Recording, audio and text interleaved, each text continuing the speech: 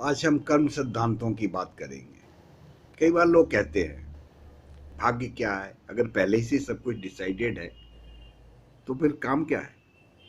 काम हम क्यों कर रहे हैं? सब कुछ मिलना ही है। तो मैं आज उसी पर बात करूंगा। हमारी कुंडली कुछ इस तरह से बनाई गई है कि वो सृष्टि के सभी सिद्धांतों का पालन करती है और आप भी हमेशा प्रकृति के अधीन हैं।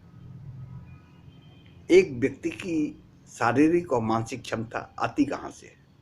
फिफ्थ हाउस से, जिसे हम हाउस ऑफ इंटेलेक्ट और कॉम्प्रिहेंशन, समझ, सोच, विजडम का घर कहते हैं। लेकिन समझ, सोच, विजडम की विजडम आती कहाँ से है? तो उसके फिफ्थ घर से आती है, that is the ninth house, father, fate, DNA. तो आपकी शारीरिक क्षमता का उद्गम आपका समझ सोच का फिफ्थ हाउस है, लेकिन समझ सोच का उद्गम तो आपके फादर, आपके एंसेस्टर्स और आपके पूर्व कर्म है। और हम कहते हैं कि ट्वेल्थ हाउस व्यय का हाउस है। शारीरिक और मानसिक क्षमताओं का उपयोग करके हम प्रयत्नों का हाउस है। हम प्रयत्न करते रहते हैं, मेहनत करते रहते हैं, वो ट्वेल्थ हाउस। अब ट्वेल्थ हाउस की सोच कहाँ से आती है, कहाँ खर्च करें? तो उसकी सोच का घर तो वहाँ से फिफ्थ हाउस अगर हम जोड़ेंगे तो कुंडली का फोर्थ हाउस बने। मन मन आपको कहता है ये प्रयत्न करो, यहाँ पे मानसिक और शारीरिक क्षमता लगाओ। तो मन आपको क्यों कहता है? क्योंकि मन का फिफ्थ हाउस जो है वो कुंडली का अष्टम गृह है, अष्टम स्थान है। अष्टम स्थान क्या है? भाग्य का व्यय। आपके सारे पुराने कर्मों का व्यय अष्टम से निकल रहा है, जो आपके मन को एक दिशा दे रहा है। और वो दिशा आपको कह रही है कि शारीरिक क्षमताओं का उपयोग करो। लेकिन यहाँ भगवान ने कहा कि मन तो मैंने तुम्हें ऐसे कर दिया, लेकिन तुम्हें बुद्धि भी दे रहा हूँ फिफ्थ हाउस से, जिसका व्यय मन करवाने की कोशिश करेगा। अब तुम्हें देखना है कि मन सही डायरेक्शन में ले जा रहा है या उल्टी पुल्टी डायरेक्शन में ले जा रहा है। क्योंकि जो तुम प्रयत्न करोगे उसका फल मैं उसके 10th हाउस, उसके 11th हाउस, 10th हाउस से दूंगा, जो कि तुम्हारा करियर होगा, तुम्हारा प्रोफेशन होगा, तुम उसमें लगे रहोगे। और वही तुम्हें हर प्रयत्न, हर कार्य तुम्हें एक भाग्य देगा। अच्छा करोगे, बुरा करोगे, जैसा भी करोगे। तुम बुद्धि, मन, शारीरिक क्षमताएं, उनका व्यय, फिर उनसे एक कार्य और कार्य से फिर एक भाग्य अपने यहाँ पैदा हो रहे हैं। हम कुछ भी कर लें, हर प्रयत्न, हर चीज का आपको इमीडिएटली 12 भागों का फल मिल जाता है। जैसे अभी मैं बोल रहा हूं तो मैं पहले घर से बोलूंगा कि मेरी मानसिक क्षमताओं के अनुसार बोल रहा हूँ, और वो क्षमता मुझे शायद कुछ और बढ़े या घटे, मैं सोचूँ ये ठीक ही बोला है, ये गलत बोला है, या इसको और ऐसे बोल सकते थे, वैसे बोल सकते थे। That is first.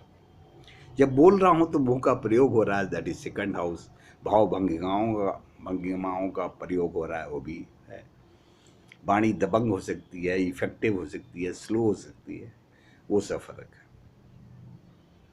फिर तीसरा हाउस, मेरे बोलने से मेरा पराक्रम बढ़ सकता है, घट सकता है, बुरा प्रभाव पड़ सकता है, अच्छा प्रभाव पड़ सकता है, दैट इज थर्ड हाउस। सिर्फ बोलने का ही बता रहा हूँ कितने मुझे प्रभाव मिल रहे हैं। चौथा घर, मेरा मन क्या बोलने में है? क्या मैं सच्चे मन से बोल रहा हूँ या बेवकूफ़ बना रहा हूँ? कई बार हम बोलते हैं और असल में बेवकूफ़ बना रहे होते हैं। तो भगवान को तो ये पता है कि ये क्या कर रहा है, वो चौथे घर का फल दे देंगे। फिर मैं तो बोलूँगा तो अपनी इंटेलेक्ट, अपनी समझ, अपनी सोच से बोल रहा हूँ, मेरे ज्ञान का प्रयोग हो रहा है, दैट इज फिफ्थ हाउस। मेरे हर बोलने से उस क्षेत्र के या मेरे से संबंधित सारे शत्रुओं पर कोई ना कोई असर जरूर होगा, मेरे विरोधियों पर। यार ये तो ऐसा बोल रहा है, इनको ही बोलना नहीं चाहिए था, इनकी तो रेपुटेशन बहुत बढ़ जाएगी, वो फर्क। इसी तरह मेरे सप्तम हाउस पे देखें तो मेरे सहयोगियों पर, मेरे समर्थकों पर भी इसका प्रभाव पड़ेगा। बहुत सही बोल रहे हैं, ऐसा ही बोलना चाहिए था।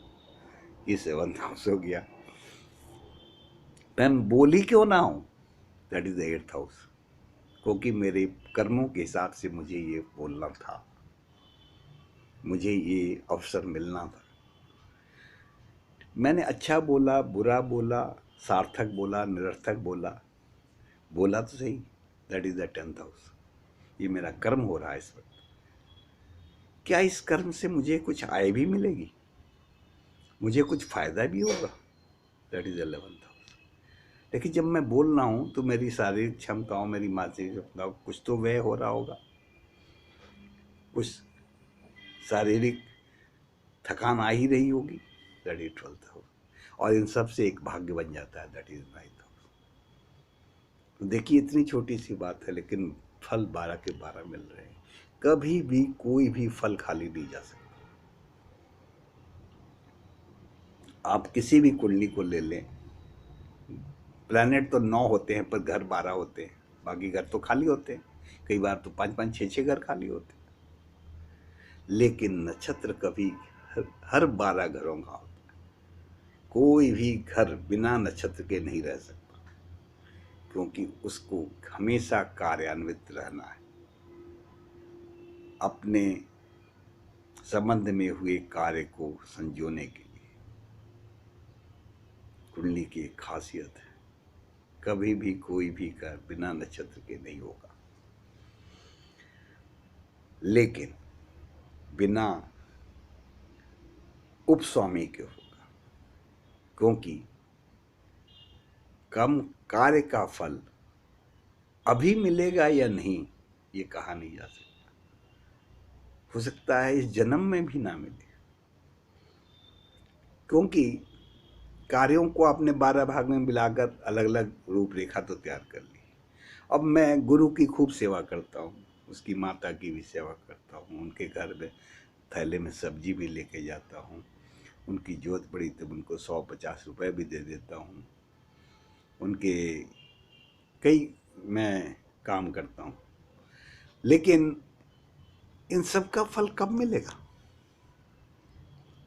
जब गुरु की दशा किसी भी रूप में, महादशा, अंतरदशा, प्रत्यंतर दशा, सूक्ष्म दशा में कार्यान्वित हो, बिना गुरु के गुरु का फल नहीं मिल सकता। हो सकता है गुरु की दशा इस जन्म में आई ना,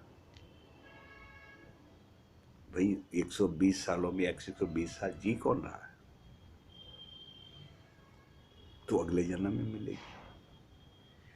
मान लीजिए मैं अपने पिता की बहुत सेवा करता हूँ, सन्यासियों की खूब सेवा करता हूँ, तो जब सूर्य की दशा आएगी तो फल मिलेगा। मैं आसपास की बच्चियों की खूब सेवा करता हूँ, जब बुद्ध की दशा आएगी तो फल मिलेगा। इस जन्म में आई तो आई, नहीं आई तो अगले जन्म मिलेगी। इस जन्म में जो मिलेगी वो तो पिछले जन्म या इस जन्म के कर्मों से मिलेगी। इसीलिए भगवान ने भी कहा, देखो कर्मणो अधिकारस्ते माँ फलेषु कदाचन। फल की चिंता मत करो, वो तो बैंक अकाउंट की तरह तुम्हें अकाउंट में जमा हो रहा है, तो फिक्स डिपॉजिट हो गया है, मैच्योरिटी वाले दिन मिलेगा। लेकिन इसका ये मतलब नहीं है कि एफडी मत करो, करो, करते जाओ, क्योंकि सृष्टि का यही सिद्धांत है, विचलित नहीं होना है। सत्य की हमेशा ही जीत होगी, ये हो ही नहीं सकता कि वो हार जाए, क्योंकि वो ऐसा प्रकाश है जो कभी दब नहीं सकता। कभी भी कुरे दिया गया तो प्रकाश तब सामने आ जाएगा। मैं बोल रहा हूँ ये सत्य है, इसे ना आज झुठलाया जा सकता है, न कल, न अगले युग में, ना किसी मौसम में, ना किसी काल में। सत्य तो काल जयी है। जो काल जयी हो उसको कैसे परास्त कर सकते हैं? वो तो स्वयं भगवान का रूप हो जाता है। ये सत्य ही है जो कभी विचलित नहीं होता, कभी विकारग्रस्त नहीं होता। इसलिए